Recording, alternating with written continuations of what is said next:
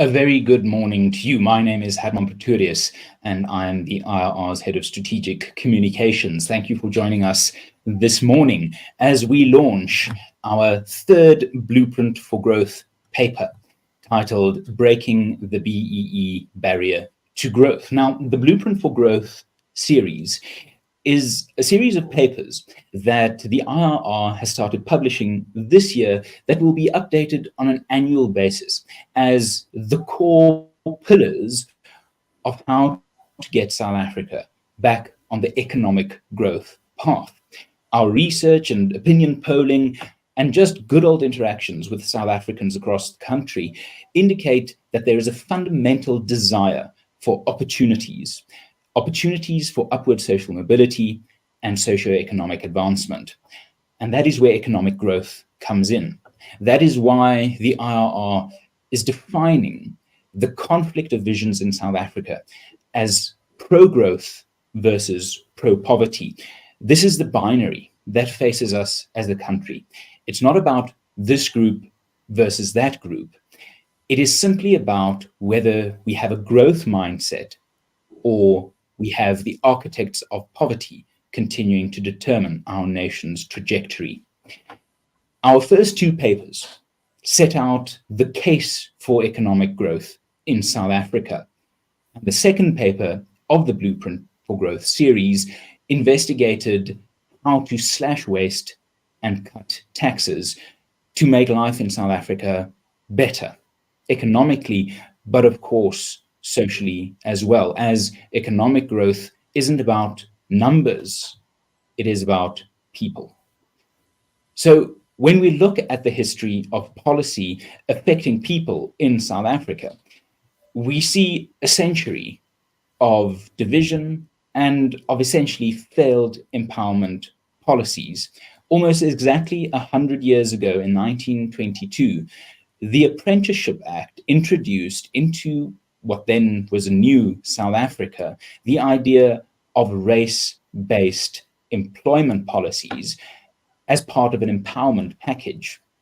But then, of course, that race-based policy benefited white South Africans.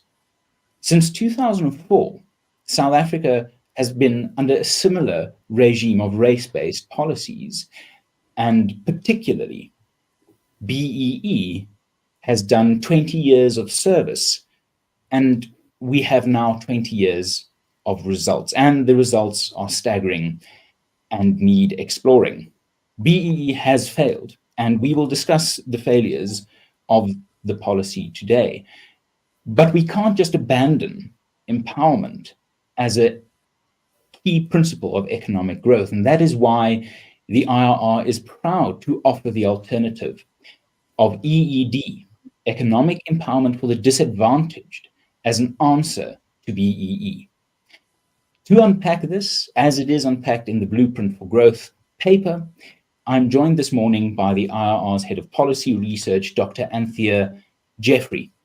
Anthea has written many books, and one of them that I truly recommend you read, not that I don't recommend the others, but this one is particularly relevant to today's topic, is the book BEE Helping or Hurting?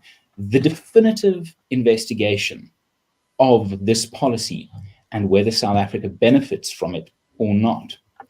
The Blueprint paper we launched today forms a consolidation of many years of the IRR and Anthea's work on this very topic, and we strive to make it practical and applicable as we head into an election cycle that fundamentally must be about opportunities. This paper looks at school empowerment opportunities, housing empowerment opportunities, and healthcare. And fundamentally, it charts a course to a pro-growth South Africa. Anthea, thank you for joining us this morning for this wonderful paper. And I will now give over to you for your presentation, after which we will have some time for Q&A. Ladies and gentlemen, please feel free to send through any questions in the comment sections, and we will get to them after the presentation. Anthea, thank you. Over to you. Thank you, Herman, and good morning to everyone attending this webinar to discuss, as Herman said, one of the most important issues confronting the country. How do we break the BEE barrier to growth? and make sure that we get to a much better alternative, something that will reach down to the grassroots and truly empower the poor. And we believe that we have important ideas about this. And so today I'm going to be talking about the importance of growth very briefly, why it is that the ANC has insisted for so many years on racial transformation policies instead, a little bit about how employment equity, or BEE, and preferential procurement are working in practice, why South Africa that needs a better empowerment policy, which we call EED, or Economic Empowerment for the Disadvantaged. I also want to dwell in particular on the crucial role within the EED framework of tax-funded vouchers for schooling, housing, and healthcare. And then to conclude by looking at how the shift from BEE to EED could really put the country on the path to growth and prosperity. So let's begin by emphasizing, first of all, the importance of growth and of economic freedom. And the essence lies in those first statistics. If we could have GDP at 7% a year, then the South African economy would double in size every 10 years. That's an extraordinary thought. There would be so much more opportunity and prosperity in such an economy. It's what China and various other countries have managed to achieve. It's what South Africa could get to with the right policies and once we remove the barriers to growth. We also need to recognize that it's economic freedom that leads to robust growth, not economic freedom as the EFF would have it, but economic freedom in the real sense of the word, where the government plays a minimal role in the economy, where it stands back and lets the free market perform its vital function.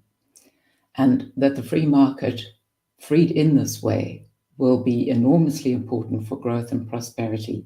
It's very clear from studies that have been done now for decades by, in particular, the Fraser Institute in Canada, which compiles an annual Economic Freedom of the World Index.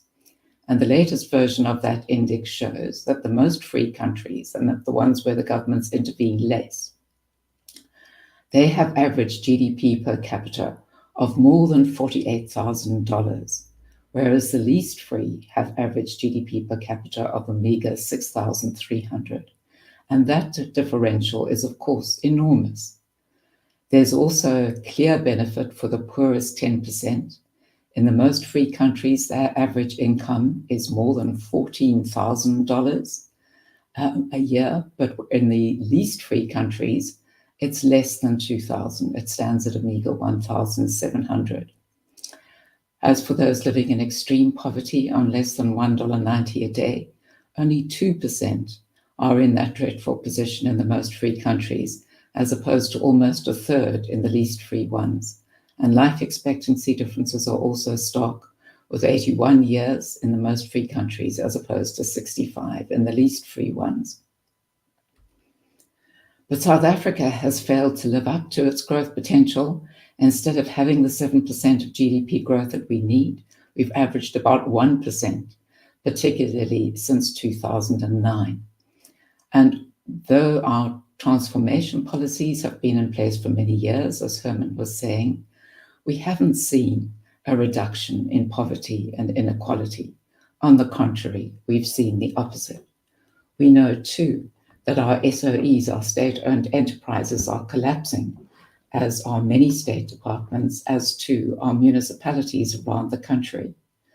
And we know that as regards employment, and jobs are the most important issue for all South Africans, as the IRR has repeatedly found in the opinion polling that we do each year. And unemployment, we're doing really, really badly, with the official rate at 32% and the rate on the expanded definition, which counts those which are too discouraged to keep on looking for jobs, at a staggering 41%. And I think we're all familiar with the youth unemployment figures, even more of crisis levels, with youth unemployment on the official level at around 60%, on the expanded definition at around 70%.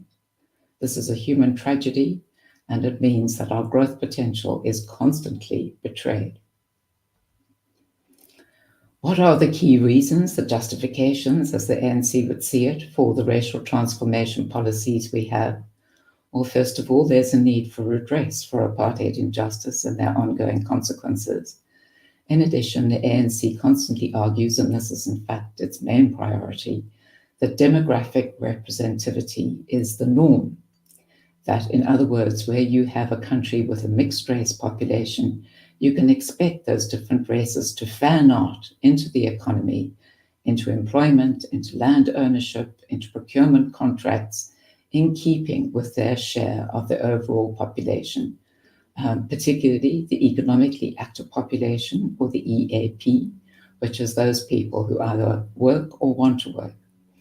But we need to look rather carefully at South Africa's economically active population and its characteristics.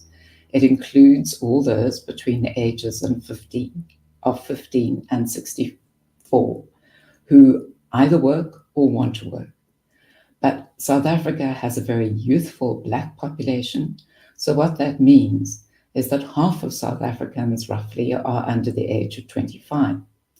So even though Black people as a whole make up 80% of the economically active population, very many Black South Africans are too young to be eligible for senior posts. In addition, sadly, millions of Black South Africans are unemployed. Some have never been employed.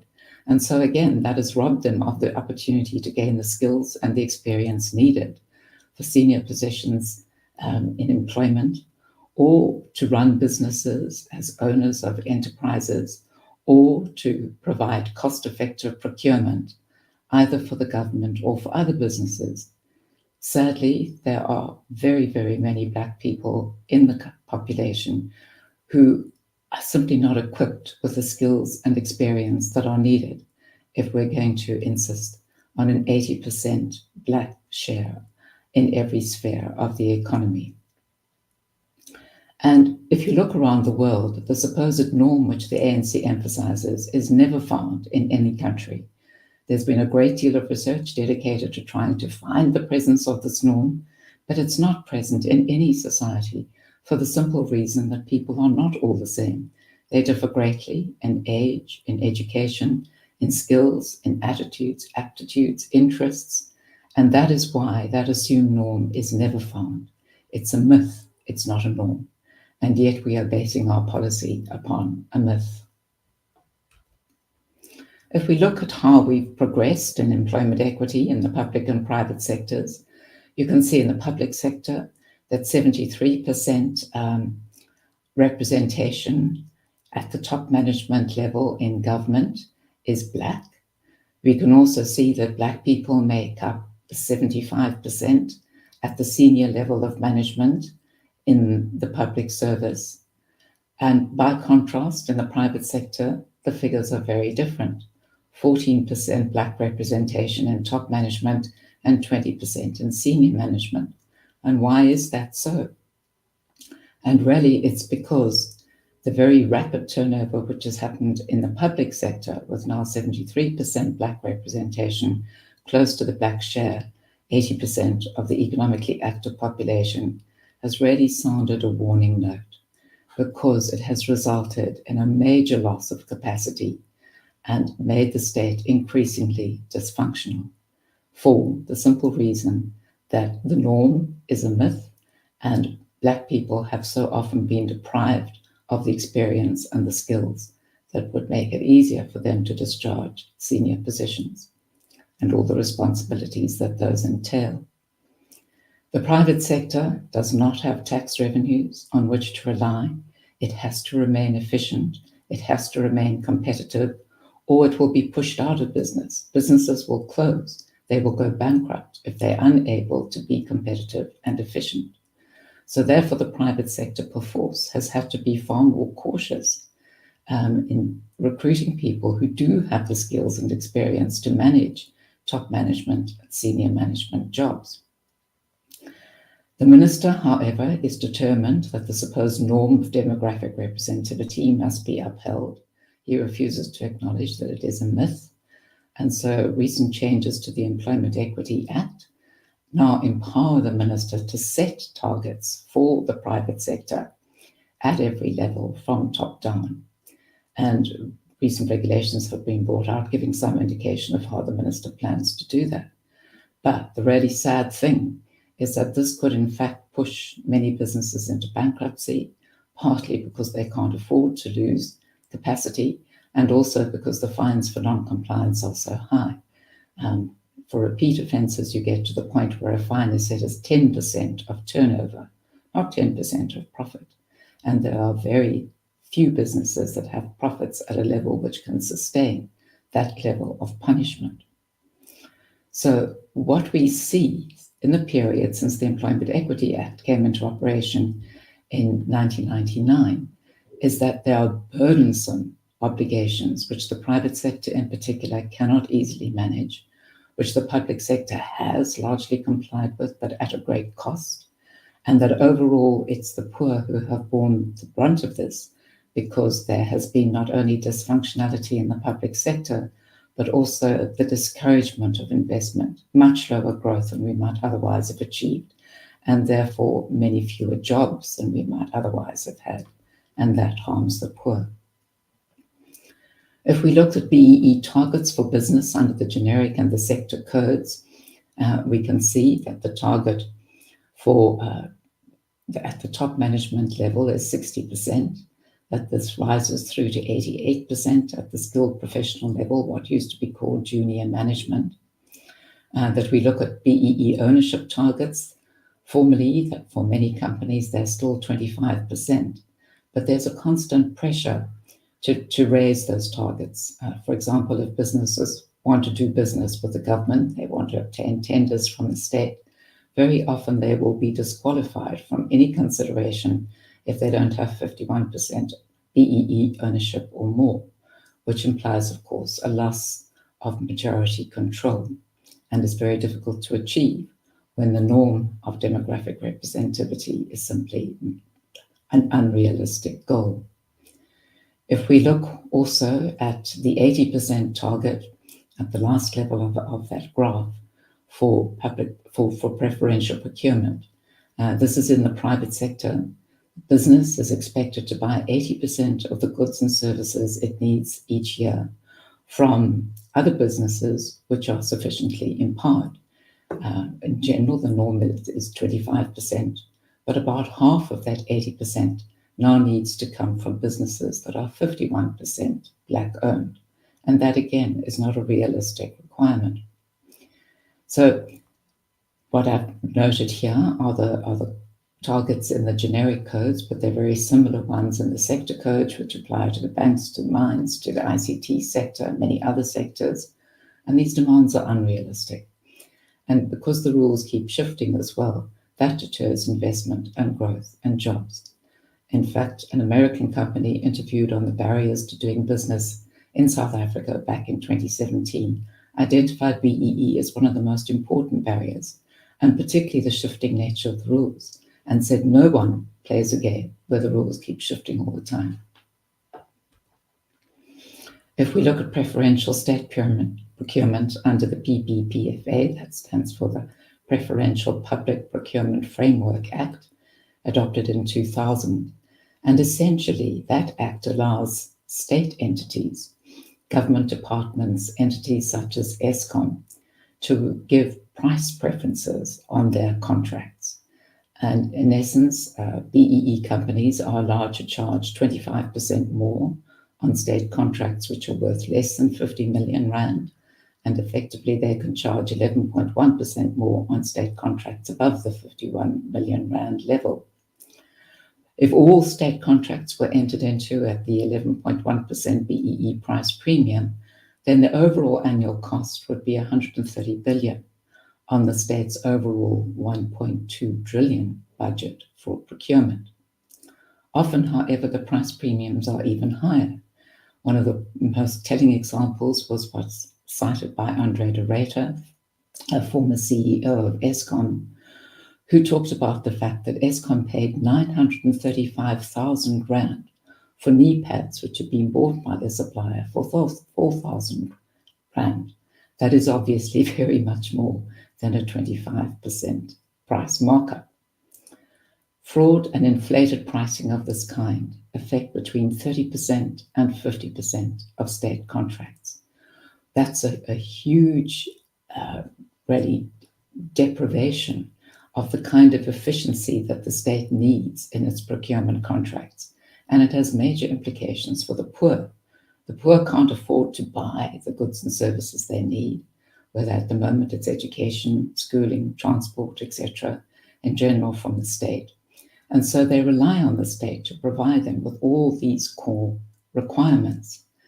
And very often the contracts which the state has entered into shortchange them, because a lot of the money is an inflated price. That extra amount of money goes into the pockets of tenderpreneurs, and it harms the Black majority because there's less revenue left over to meet all their needs.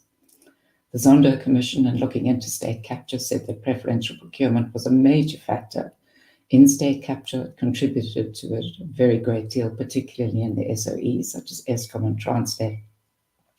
And he emphasized that all officials must be instructed that value for money is the key priority of the state in procurement, that this is the best way to help the poor to provide redress. So why do we need a better empowerment tool? I think this graph sums it up. We can see that BEE has helped about 15% of the Black population. This is generally those people who are the most skilled, the most credentialed, often have the best political connections. But BEE harms the remaining 85%. It's not just that the remaining 85% don't benefit, it's that they are actively harmed by the increasing dysfunctionality of the state, by the fact that there is much less investment, much less growth, far fewer jobs. And that means that there are far fewer opportunities for poor people to get ahead. In addition, inequality is increasing because BEE enriches the few and impoverishes the many. We see that intra-Black inequality has risen very sharply. And the Black population, of course, is by far the biggest component in South Africa's overall population. So that means that the inequality within the Black population has pushed up the Gini coefficient for the entire country. It was 59 in 1994. Now it stands at 63, making it one of the highest in the world where records are kept. BEE is also in constant conflict with the Constitution. The Constitution identifies non-racialism as a founding value of our democracy. And that means non-racialism now, not at some point in the future when the mythical goal of demographic representativity has been met. The Constitution also bars racial discrimination of any kind by both the public and the private sector. And though it does make some provision for affirmative action, remedial measures will only be valid if they meet 3 tests laid down by the Constitutional Court in 2004 in the Van Heerden case. And BEE, in fact, fails each one of those tests. It doesn't target the disadvantaged. It doesn't have a realistic plan for their advancement. And it doesn't achieve equality. It does the opposite. It pushes up inequality.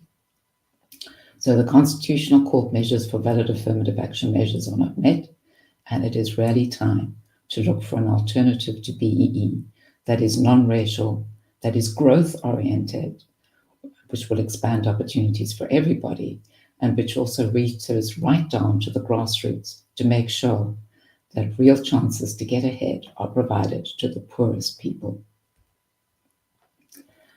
The IRR's EED alternative meets all 3 of the tests.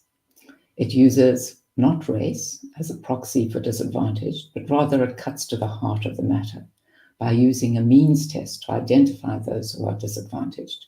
This is also what is done for the social grant system. So we are very well experienced. We have all the capacity that we need to apply a means test. We just need to extend it into the EED sphere. And of course, the great majority of people who will be helped in this way will be Black, but they'll be chosen as beneficiaries because they are disadvantaged.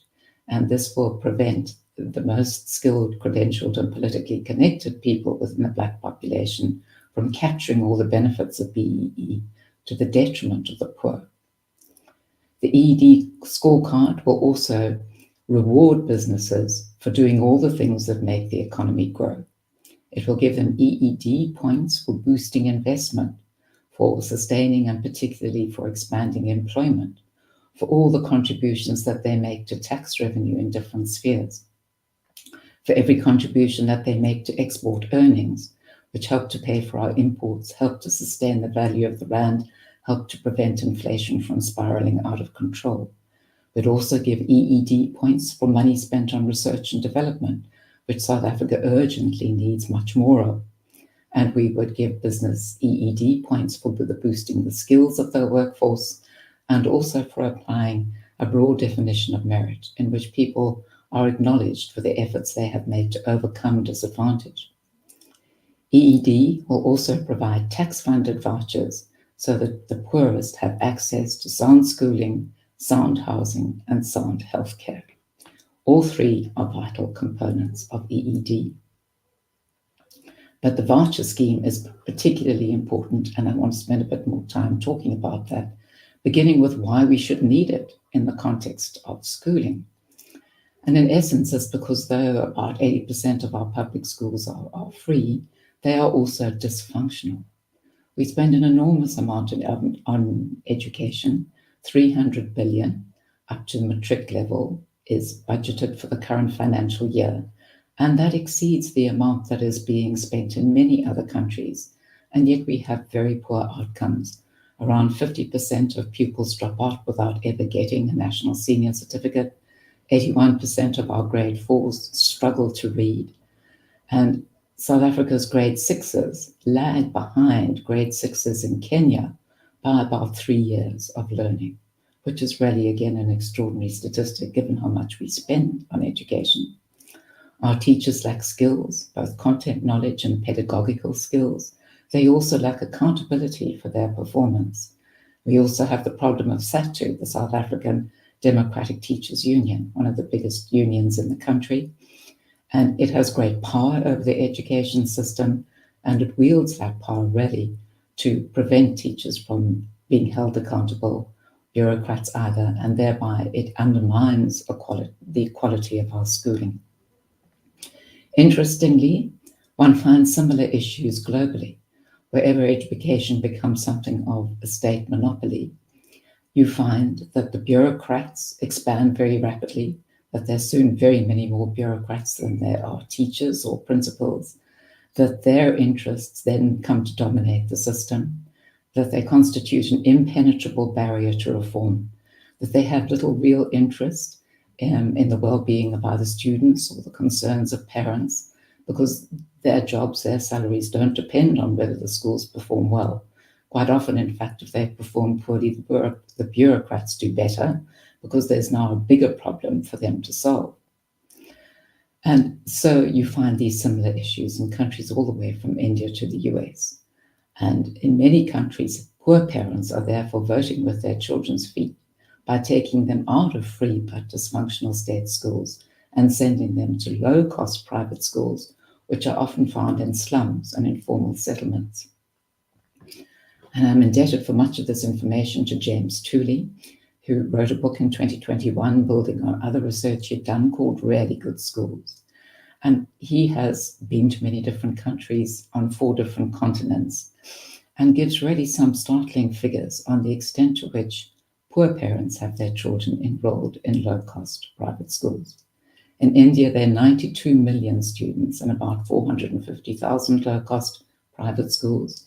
In sub-Saharan Africa, 74 million students in this situation, many of them attending schools in shacks in Lagos, in Nairobi, in Accra, in Kampala, in Uganda.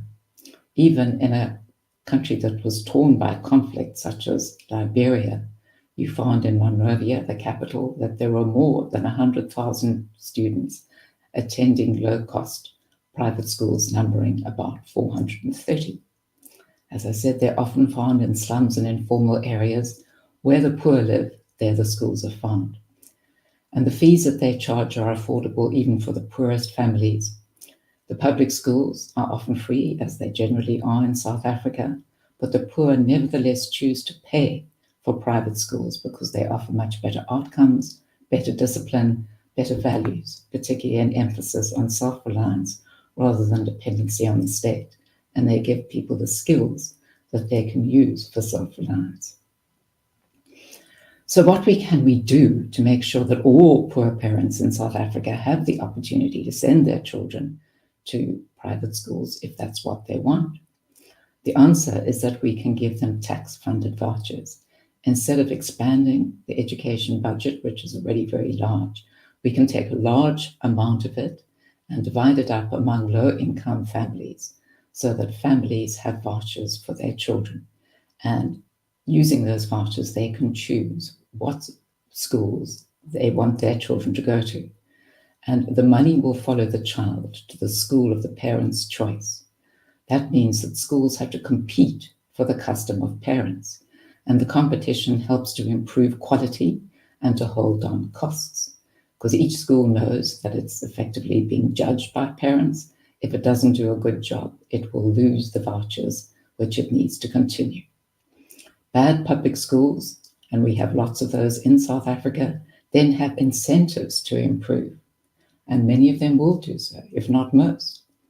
There'll be many more independent schools established, many more non-profit schools also.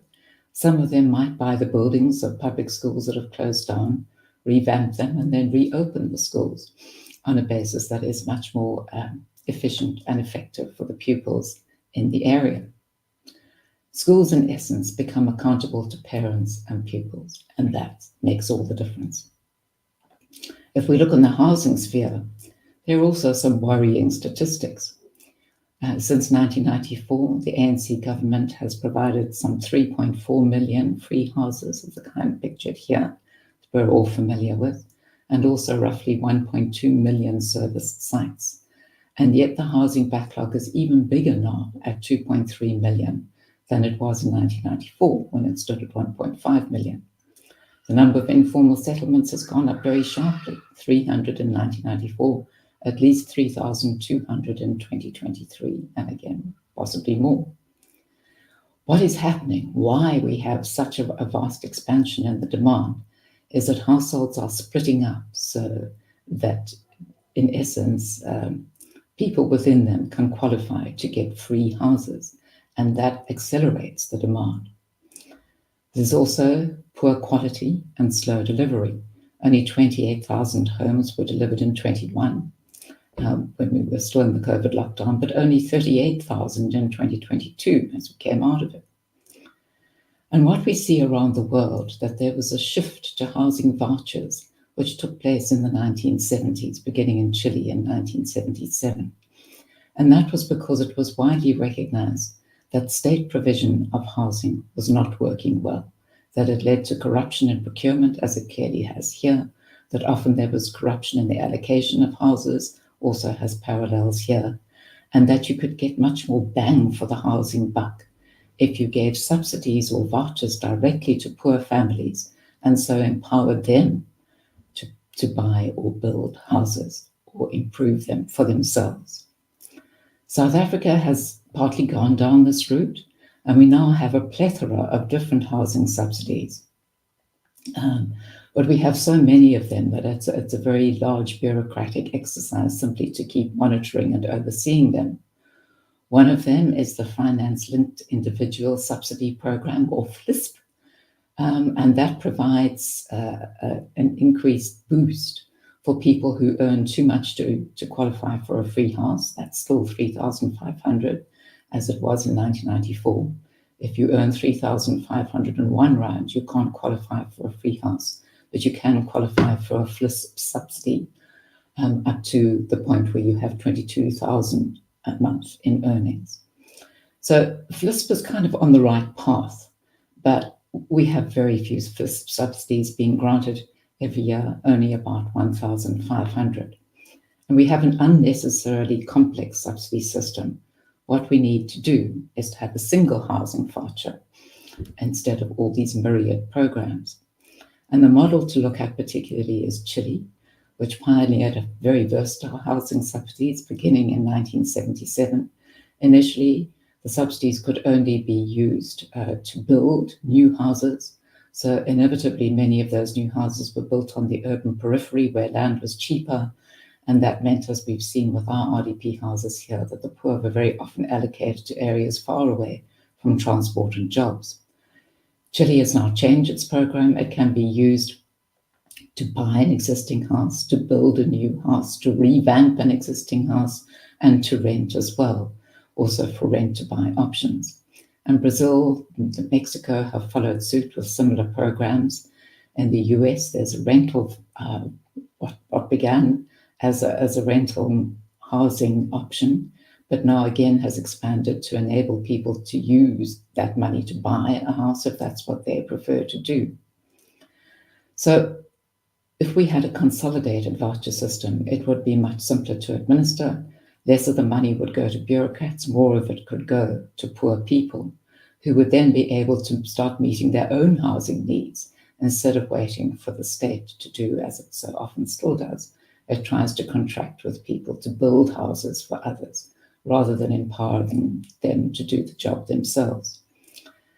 People would then be able to build backyard flats. They could buy a house, turn it into a whole number of units, which they could rent out. The private sector would be incentivized to build many more flats, terrace housing, etc., which would help to solve the problem of urban sprawl. And the informal settlements would become less crowded because there would be many more housing options available to poor people, and that would aid in the upgrading of them. If we look now to public health care, we also have a bad picture in terms of what we currently have.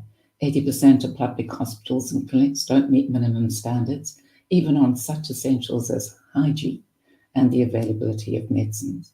We have medical negligence cases rising, and corruption is a big problem, as we saw during the COVID-19 lockdown when so many contracts were tainted by corruption, with corruption allegations even embracing our Minister of Health at the time. We know that the NHI, which is the government's preferred solution, will not be a solution. It will end all medical schemes. It will turn healthcare into a state monopoly, which is increasingly inefficient and corrupt, just like all the other state monopolies with which we're already so familiar, such as Eskom, such as Transnet. The ANC also won't allow low-cost medical schemes or health insurance policies. It sees them as an obstacle to its preferred solution, the NHI. And yet, if it would allow them, then people could have access to medical schemes, for example, at a cost of between 180 Rand per person per month.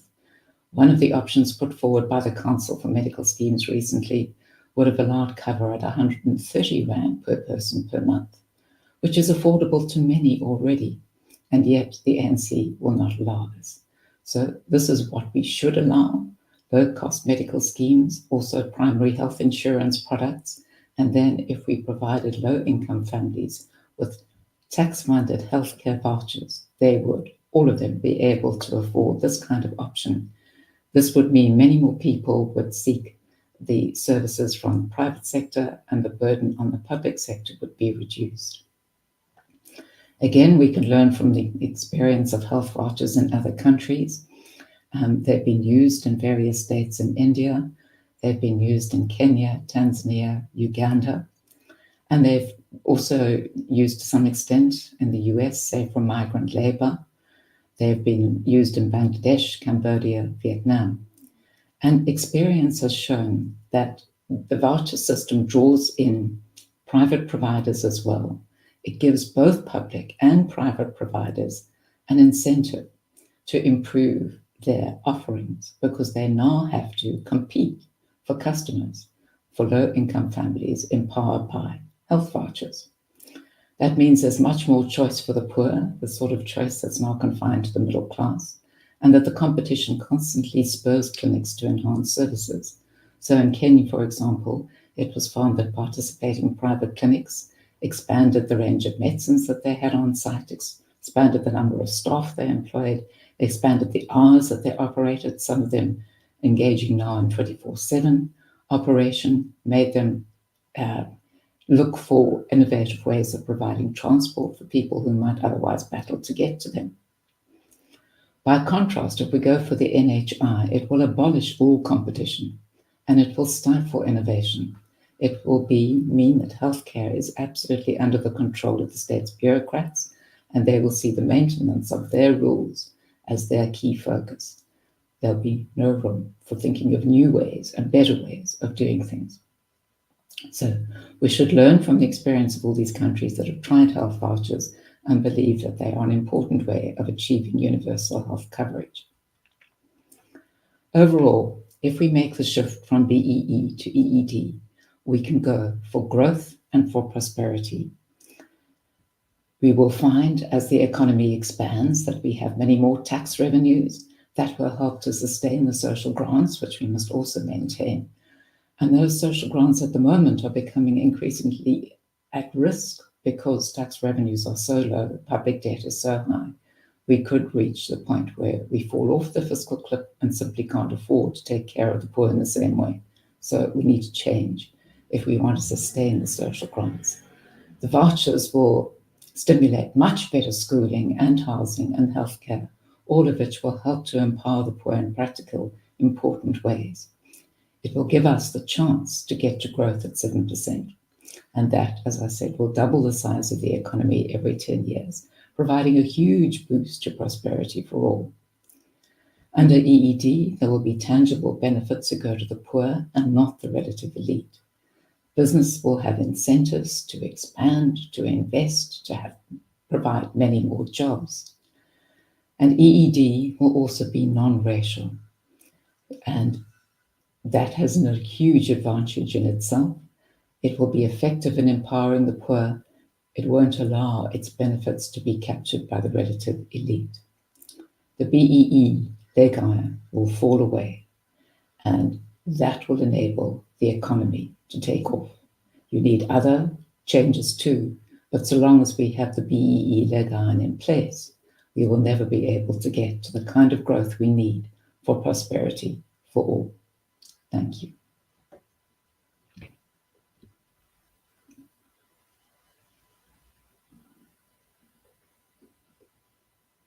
I appreciate that presentation. Thank you very, very much. It was comprehensive and, as ever, very much worth listening to.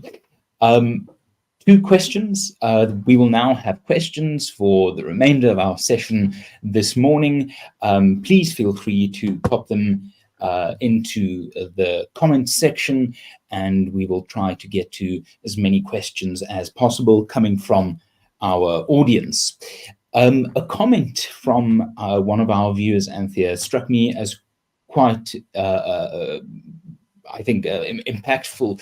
Dylan Busa says, I don't understand the myopic focus on senior management ownership at the seeming expense of creating employment to get more Black people onto the ladder. I think that's quite an astute observation, in the sense that we really must be looking at solutions that are not just reputational quick fixes, but that actually allows for the cross-generational buildup of skills, of middle-class aspirations, of that type of wealth.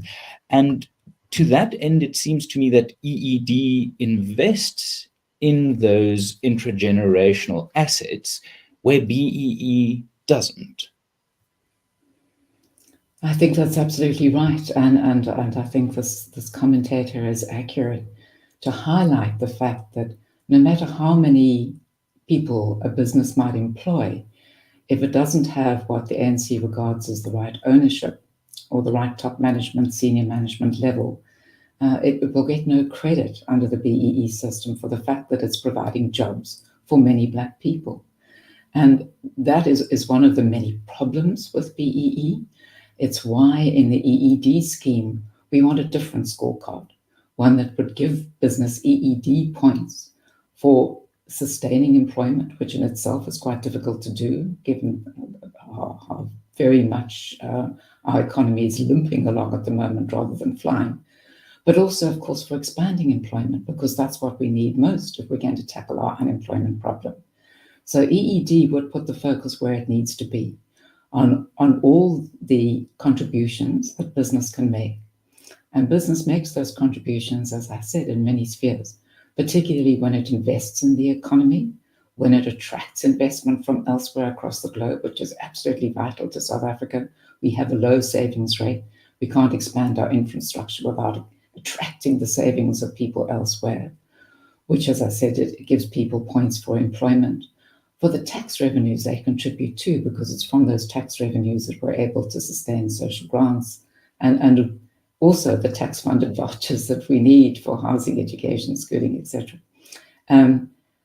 So yes, we need to recognize that business makes many important contributions. RED, skills, all of these things need to be taken into account. EED would do that. BEE is blind to many of the benefits that business offers. It wants a narrow range of goals to be met, goals which are not the most important for the economy and which are harmful, in fact, to the poor in the way that we've been describing. I think what stood out, especially from unpacking the failures and the shortcomings of BEE in those first slides of the presentation, we often hear the implied argument that if you are anti-BEE, you are anti-poor. And I think it was quite impactful how you referred to the Fraser Institute's Freedom of the World Index and drew those parallels between in free countries and in unfree countries. It's really the poor who benefit or suffer the most from these types of policy failures. Now, with BEE, what arguments have its champions given to defend its absolute failure to uplift the vast majority of poor South Africans? Well, in essence, I think they refuse to acknowledge the harmful effects of BEE. So often one hears the argument that the policies just need to be ratcheted up a little bit more. They have been changed at various times to make them more onerous. The result, as I said, is that business increasingly reluctant to invest, particularly foreign businesses, because no one plays a game where the rules keep shifting all the time. And it's also wrong to think that by ratcheting up the rules on ownership, on management, and on procurement, for example, that one will get to a better outcome. Inevitably, it is not the poor who will benefit, because they really don't have the opportunity to even compete for those very senior posts, or for the deals which are going to go primarily to the politically connected, or for the procurement contracts, which again are going to go primarily to the politically connected, and we have evidence of that. Yeah. So I think that BEE proponents are sort of willing to acknowledge that perhaps there hasn't been as wide a benefit as they would have hoped and we could get to if we ratcheted up the rules. But they never see that there's active harm to the poor. That they will not acknowledge. That the dysfunctional state actively harms the poor, that the dearth of investment, growth, and jobs harms the poor. And perhaps they've never taken account of what Thomas Sowell has said about similar policies in the US, race-based affirmative action, that the plight of the poor is cited by the architects of these policies as a reason for embracing them. But it's actually, it's a bait and switch approach. You bait people into believing that this will be a good intervention by stressing the plight of the poor. But in practice, all the benefits then switch, and they go to the most credentialed, the most skilled, the most politically connected, the people who need the leg up least of all, but are able to take advantage of the rules. And I think very closely related to this is the two buzzwords that have come to define the so-called Zuma era, even though we must be honest and say that BEE precedes the Zuma era. But corruption and state capture are these things that South Africans have almost become blunted to, in the sense that, it's just another corruption scandal, another state capture scandal, and perhaps often losing sight of the fact that those who suffer the most under fraud and inflated prices are the people most dependent on the effective functioning of those services. So it is quite often the poor who are the victims of corruption, because it is them that need those hand-up opportunities that BEE and the bloat of such policies just simply place beyond their reach. Exactly. And I think one must also recognize what Judge Raymond Zondo said in the course of writing his report on state capture. He was very clear that preferential procurement is a major vehicle for corruption. When you don't apply the rules of simply, what contract is going to be the most cost effective, the best at delivering the right quality, quantity, the right time, if you start looking beyond those key criteria to consider the race of the person who is submitting the tender, and then you don't accurately apply your rules, so that in fact you allow the inflated pricing to spiral way beyond what the law formally acknowledges, then you have a situation where there's more and more incentive to corruption. Back in 2007, Kgalema Motlanthe, who was then the Secretary General of the ANC, said that already every contract, every project that was conceived of by the ANC in government was conceived of because somebody wanted to benefit from it, and that there were vast opportunities to do so because the government, the ANC, was in power at all three levels of government. And since 2007, which preceded the state capture days, the problem has got worse and worse and worse. And hence Zondo's emphasis: if we want to help the poor, we must have value for money procurement. It's that which will make sure that they do get access to the goods and services they need. I think what also struck me about your description of particularly the housing vouchers is that it almost comes down to a basic values question, not perhaps in the economic or capital value sense, but that there is a values-based assumption, either that people have the agency and the moral integrity and fortitude to make decisions, and that would allow that freedom in terms of economic freedom to lead to choice, and choice to dignity and opportunity, versus on the other side, you have the values assumption that South Africans, especially poor South Africans, perhaps especially Black South Africans, are simply not up to the task of making life improving choices. That there seems to be something quite sinister undergirding this paternalistic state knows best approach that stands opposite to vouchers. Absolutely, it is very paternalistic, but also it serves the needs of the bureaucracy. And it's interesting when you look at developments in education, in housing, and healthcare in these various other countries. Essentially, they've all come to the same conclusion. The initial focus was on the state provides, and it provides free services to the poor as close to free as possible. And then increasingly that was seen as not being efficient, as being increasingly corrupt, as being open to capture. It meant that the bureaucracy which needed to administer these programs was always expanding and looking after its own interests. That really, as I said, it would get its pay irrespective of whether the programs it was administering functioned well or badly. So there's very little incentive for improvement. The incentives, in fact, go the other way, because if improvements are not being made, then you need a bigger bureaucracy to solve your bigger problem. So in each case, it was said we've been concentrating on the supply side. We've been assuming that if there's more supply provided by the state, this will solve the problem, and the poor will be the beneficiaries, as you say, without much agency about it. But we should now be looking at the demand side. And of course, people are very poor, there's a lot that they can't afford, they don't have effective demand. We can increase demand by putting vouchers, tax-funded subsidies in the hands of poor families so that they can set apart identifying the kind of housing they would like to have, the kind of schooling they would like to have available for their children. They are turned into customers, and suppliers have to cater for customers.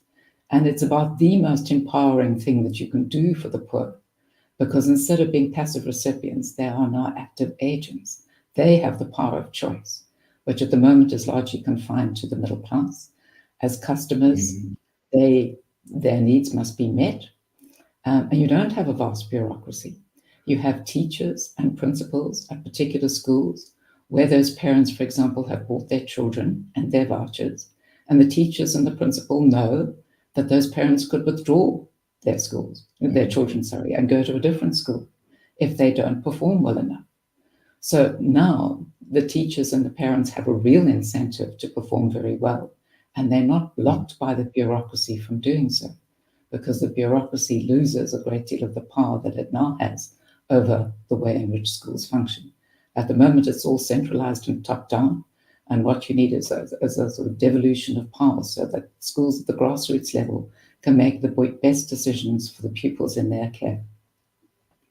Now, Louis Fourie asked two interesting questions, and I'll ask his more recent one first.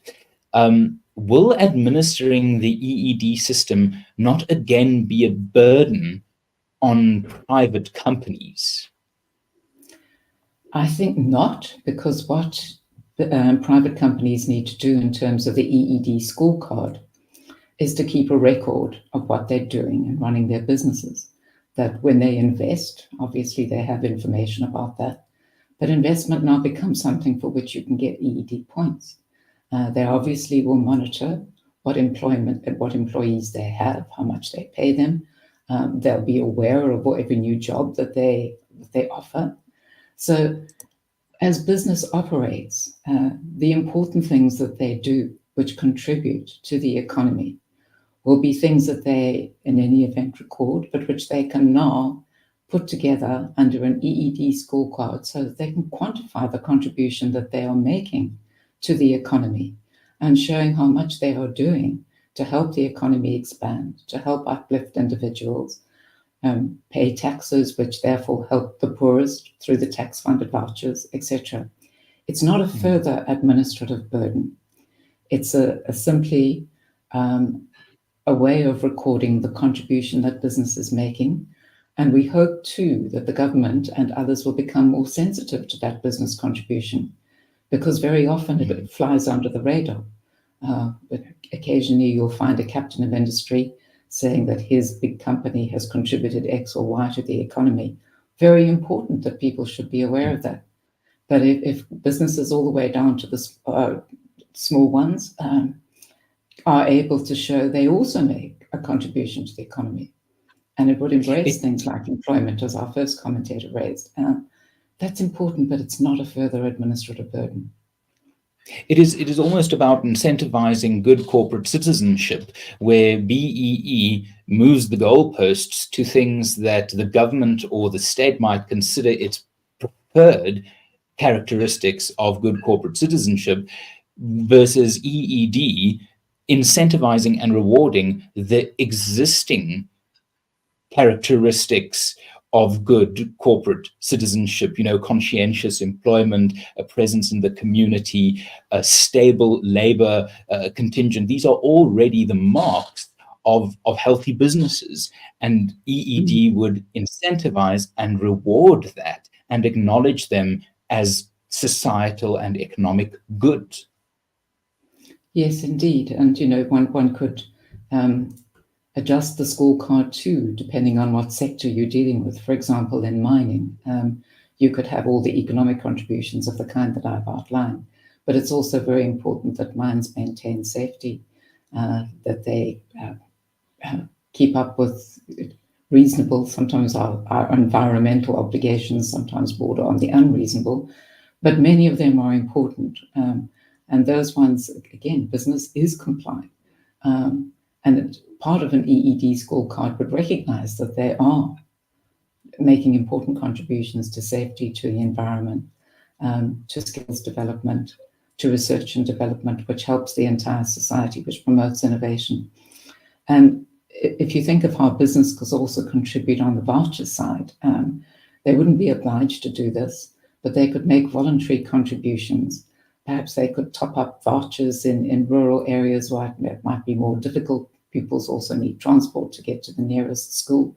That could be an EED contribution that would be recognized. Businesses might also be willing to help promote the expansion of initiatives that would really help pupils in a practical way. And we have this amazing technology available to us that we all became more aware of through the COVID lockdown. But certainly, individualized, digitized help can be made available to pupils so that they can test their knowledge, that they can see where they've gone wrong. That kind of program could be rolled out with the help of certainly of the big corporates. Smaller businesses might find it difficult to take on any additional burdens. And EED wouldn't require them to do that. But if they can think of an innovative way of improving the quality of schooling and put that idea out, that in itself would be an EED contribution, which should be incentivized and rewarded. Then moving on to, I think, my last two questions. How does one react to the ANC's and the EFF's arguments or accusations of quote unquote white capitalism as an enemy of the poor and therefore an enemy of empowerment? Well, I think one must be realistic because if we look at the South African economy, about 70% is in private hands. The private sector makes an enormous contribution already. It's the main driver of growth. It's the main driver of employment, the main provider of tax revenues. In all these ways, it is helping the society to function and helping some of the tax revenues to be used for the benefit of the poor. Unfortunately, at the moment, tax revenues are generally used badly for the benefit of the poor, which is something that the ANC and the EFF do not recognize, because ideologically they're committed to the idea that the state should be in control, that a state monopoly in as many fields as possible is the goal. And that just puts South Africa on completely the wrong path. Once you have a state monopoly, you have bureaucrats with no interest in the poor because their paychecks don't depend on helping the poor. Once you have a competitive private sector, once you have customers whose needs have to be met, you have a completely different spirit.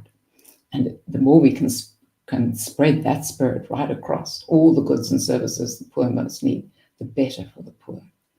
The record speaks for itself. We need to be putting much more attention on the contributions that we can see are being made by business and the damage that we can see is being done by the ANC and the EFF and misguided policies. Then the last question that simmers through several comments and several remarks in the question and comment section. Practically, what does the future look like for businesses who have invested heavily in getting to the necessary BEE standards, people who are interested in moving beyond BEE? What would you say in the grand battle of ideas is the next step that people at home listening to this, watching this, can take so that we could push the advantage that we have seen develop over the last few years of pressure where BEE is increasingly brittle and assailable? What comes next? I think very much more talking, information, coverage of the fact that it's not only that BEE is working badly. I think there's now an increasingly recognition of that, which is important because unless you can see the problem, you certainly can't get to a solution. We now see the problem, but we see it only partially. The government for many years has said, no, BEE helps too few. We do want to broaden it. What we need to recognize that BEE harms many. So therefore, we urgently need an alternative to it. And there is an alternative available The EED idea can be taken as the foundation. I'm sure it can benefit from further tweaking, from people thinking more about how can one strengthen this approach. But we see in the experience of other countries that have used vouchers to improve education, vouchers to improve housing and healthcare, that there is a model to be applied, that you need to be moving from the state will supply to increasing effective demand so that people can take care of their own needs. And the more focus that we have on this alternative, that it's not that we're just stuck with BEE. It's not that there's no credible alternative to BEE.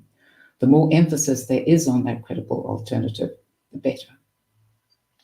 Excellent. Anthea, I thank you very, very much. And perhaps I might add my own final thought as an answer to that question as well. We want you to support us in what we do. The research that Anthea presented this morning that went into this exceptional paper didn't come from nowhere. It came from years of investing in the ability of the IRR to fight the battle of ideas. We bring to the battle of ideas a century of insight. We are South Africa's oldest classical liberal think tank, and we've been advocating for these solutions for a long time, punching above our weight, but only as high as our fists can reach, thanks to your support. So practically what happens next really much depends on you. If you are a business owner, do not be cowed by the circumstances of the think that has taken place over the last 20 years, that BEE is the way to go. We must go along to get along. Establish groups of fellow businessmen of the size in your sector. Be a part of a chamber of commerce and use those platforms as opportunities to say there are alternatives. The IRR has been developing them. Be bold to speak up in circumstances, annual meetings, shareholder meetings, planning meetings. If you're in the business world, you really have the power that the consumer has in the economy in general. Our late, great former CEO, John Cain Berman, once said that there's never been a South African government South African business hasn't liked. And that's part of the problem, is go along to get along can only go along for so long before it becomes something that is more trapping and more suffocating. So if you're a teacher, be willing to have those discussions with other teachers. If you're a business owner, have those discussions. If you're in any part of society where the conversation about what is wrong with South Africa and what can go right is taking place, as we know it is taking place increasingly heading into an election, speak up. The alternatives, the facts are out there. We have what the argument for a better South Africa needs. We have what it takes to arm the pro-growth forces, and only a pro-growth coalition can truly turn South Africa around, like a pro-liberty coalition from the churches to business to labor to political parties brought down apartheid. Only a similar pro-growth coalition can move South Africa forward from where we currently are. And for that, the IRR needs your help. Please join with us, and we will see you on the front lines of the battle of ideas. Anthea, I thank you very much. I thank our audience this morning. We'll see you again. And all I can say is we want you to live free and prosper. And there's everything still worth fighting for. Thank you very much, and we'll see you again. Thank you, Hermann.